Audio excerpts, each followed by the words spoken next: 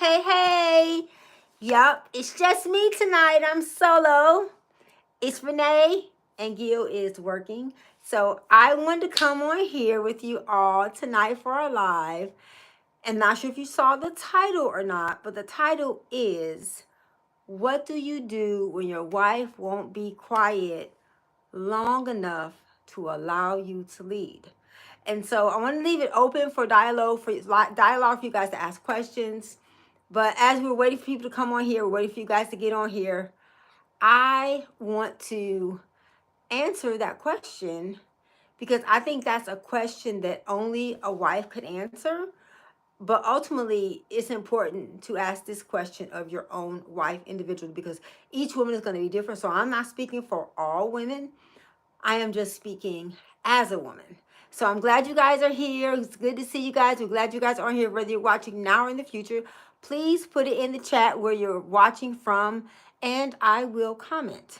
I know it's Resurrection Sunday. Hope you guys are all getting ready to go to church tomorrow and enjoy your time with your family. And I just wanted to come on here because it's not going to be a full live tonight. I'm going to leave room for you guys to ask questions because we're going to go live next week and we're going to talk about all the questions that we got from this week. We are new on TikTok and we're doing really well. We love TikTok. Hey, TikTok. Hello, TikTok Rich fam. We love you guys. We're so glad that we get to serve you all. But I want to answer the question. And one of the questions we got was, what do you do when your wife won't be quiet long enough to allow you to lead? And I think that's a really interesting question because when Gil was talking about the two responsibilities that we have as husbands and as wives, the husband's responsibility is to love and to lead, and the woman's responsibility is to help and to submit. And so I think sometimes it's easier for me to focus on how Gil should be leading and how he should be loving versus me focusing on how can I submit and how can I help. So the answer to the question is to not focus on what the other person needs to be doing, but to focus on what you're doing. One of the things that I always say is to look for the growth areas in yourself and look for the strength in others. So if I'm focusing on serving and submitting, I don't have time to focus on loving and leading because that's not my role. And I know, so what does that look like? So how do we, because another thing that someone said was, well, this all sounds good, but how do you walk it out? What we want to do is we want to be able to provide you guys with some practical ways to walk it out. So I'm going to give you a practical way. Something that happened to me today. I was going into the parking lot and I was parking and this guy just rushed out and he sat in the middle of the parking lot and he wouldn't move. So I had two options. I could take it that, oh my gosh, this man is like stopping me from moving. He's like blocking me. Oh my goodness, I'm going to get mad. I'm getting upset. Or I could tell myself, oh, he's waiting for me to move. He's giving me the opportunity to get out of this space. And so which way do you think I took it? How would you take it? If that happened to you, put it in the chat. Would you take it that they were blocking you and trying to keep you from moving forward? Or would you say, oh, they're just allowing me to get out? As it pertains to marriage and a marriage relationship and in a serious dating relationship, you have to control yourself. You have to understand that regardless to what the other person is or is not doing, you don't have control over the other person. So I can control how I react to what happens to me. I can't control what happens to me. So I think sometimes we get so caught up in looking outward. Matthew says, why? Hi, thanks for joining. Hey, girly pops, it's good to see you. We're so glad you're here. Hi. Sometimes it's so easy to focus on what the other person needs to do. Matthew says, remove the plank from your own eye before you remove the splinter from your neighbor's eye. So we need to be trying to figure out, what do I need to do different? What do I need to focus on? Because again, we can spend our whole life and our whole time focusing on what the other person needs to do. And that is not a healthy way to navigate relationships. And so to answer the question, what do you do when your spouse is not doing what they're called to do? Do what you're called to do. Operate in your gift. Operate in where you're called to. Because we can't control the other person. And as long as we remember that, I think it makes it a lot easier. And so we have a lot of videos to show you about, empathy and self-control and communication and conflict resolution. But if you guys want us to do more like showing it walked out or give you more examples, because that's what we want to do next week, is give some examples of what that looks like. So what does loving and leading look like in a marriage relationship? One of the ways I can give an example of what helping looks like is not doing everything for Gil. One of the things his mom told me when we first got married was, she said, don't break him. I'm like, what do you mean? She was like, I have raised Gil to want a wife and not need a wife. Don't start doing everything for him. They're like, there's things that he knows how to do for himself. You're not helping him if you do it for him. And so I think sometimes people think that submission is that I just follow behind you. I pick up his socks. I flush the toilet for him. I put the seat down. No, that's not submission, and that's not helping, because we play like we practice. We develop all these unhealthy habits, and we don't realize that we're teaching the other person how things are going to be in this relationship. So I think, it's important that we understand that our role as helping is to model, pray, and support. So what does submission look like? Submission looks like in this day and age, it looks like, I wanted to make a big purchase, and it may not be a big purchase to you, but it was a big purchase to me because I'm really super cheap. And we have, like, as far as our budget, we have a budget, but we have guidelines that we set up in the beginning of our marriage about what we're going to spend on purchases without consulting the other person. If we go over that amount, we go to the other person. Is the money there? Yes. Can we afford it? Yes. But to keep myself in check, I went to Gil and I said, hey babe, I said, I really want to make this purchase, and I just want to know your feedback. How do you, what are your thoughts on them? How do you feel?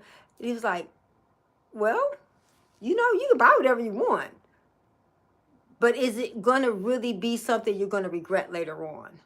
And the thing I love about what we do to each other in submission, when I submit to God and I submit to my husband, he makes me think about things that I don't always think about.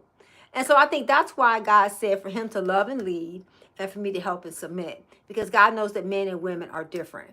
So submission is not just me giving up my goals and my dreams and not thinking and not being a decision maker. Submission is we're yielding to one another.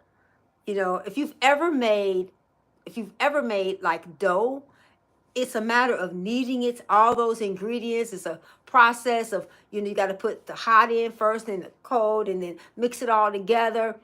Submission is a process, and it's not just for the wife, it's also for the husband. And so I want to give you guys a chance. If you guys have a question, please put it in the chat. Next week, we're going to go more into giving some practical applications of what it looks like. What does it look like for a woman to help and submit? And what does it look like for a man to love and to lead? And so we have family here, and so we're trying to keep everybody quiet. How yeah. How are you guys doing? Yes, I have on glasses today, so that I can see what you guys are saying. I'm glad you guys are here. We're glad to see you guys on here. Let's see, what is it saying? Oh, thanks Anthony, for taking the time to leave a comment. I appreciate you. And so I just wanted to make sure that we are on here, because we said we're going to go live every Saturday at 8 p.m. Central Standard Time, but our family is here. And so I'm doing great, Jasmine. Thank you for asking. How are you guys doing? I'm glad you guys are here. I'm glad you guys are here with us. And so, again, we're going to go live on our normal time next Saturday, 8 p.m. But I didn't want to just not come over here. I wanted to give you guys I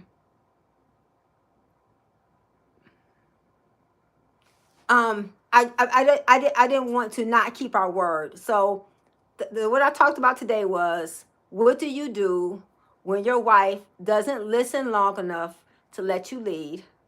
And you guys can go back and listen to the answer if you didn't hear it.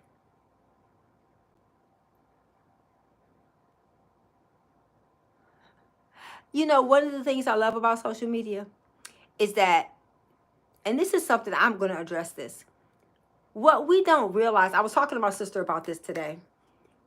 When we post something, let's just say you post something that you think is funny and it's vulgar or it's inappropriate. Your posts become your feed. And when people, employers, and people are trying to figure out who you are, guess what they do? They look at your feed. And so just like this person, I don't know him, he doesn't know me, but the things that you do on the internet stay on the internet. And I know that the more we reach people, the bigger our audience gets, the more we're going to get positive and negative feedback. I know that's a part of it. If you go to our website at richrelationshipsrefuge.com, we actually also, I created one of my vlogs that I wrote was, don't let the comments read you. There is a level of grace and empathy that you have to be able to walk in to do this. And so I know that that's all a part of it. And so I appreciate the positive, the negative, the people who say nice things, and the people who say ugly things. Because guess what? People are going to say ugly things. Because the Bible says, out of the abundance of the heart, the mouth speaks. So it's just important that we realize that everything that we do, every post that we post, every comment that we leave is sending a bigger message about what's in our hearts. So just like I talked about in the beginning of this message, we cannot be concerned about what our spouses need to do. We cannot be concerned about what other people do and say. Because I always say, I'm responsible for how I treat people, not for how they treat me. So I love you guys, and I'm so grateful that you guys are on here. I'm so grateful you guys took the time to stop and talk to us. So the answer to the question is, focus on you. Remove the plank from your own eye before you move the splinter from your neighbor's eye. Focus on where you need to grow, where you need to change. Because at the end of the day, the only kind of control that God gives us is self-control. We're never going to be able to control the other people in our life. We're never going to be able to control what people do and say. We can only control ourselves. So I hope you guys have a great Resurrection Sunday. I hope you guys will go and worship God and remember the sacrifice that he made for you and not take it lightly, because salvation came at a very high cost. You're to die for. You are to die for.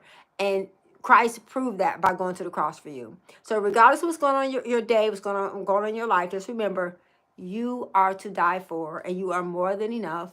And so I'm going to give it a little bit of time. If there's anybody want to ask questions, if you have questions, things you want to know, topics you want to talk about, please put it in the chat.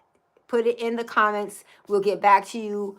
Our app is up and it's doing really well. Thank you guys who've gone and got it. If you guys have an Android phone, the app is available. But if you have an Apple phone, we're still waiting on that. So again, I love you guys. I appreciate you.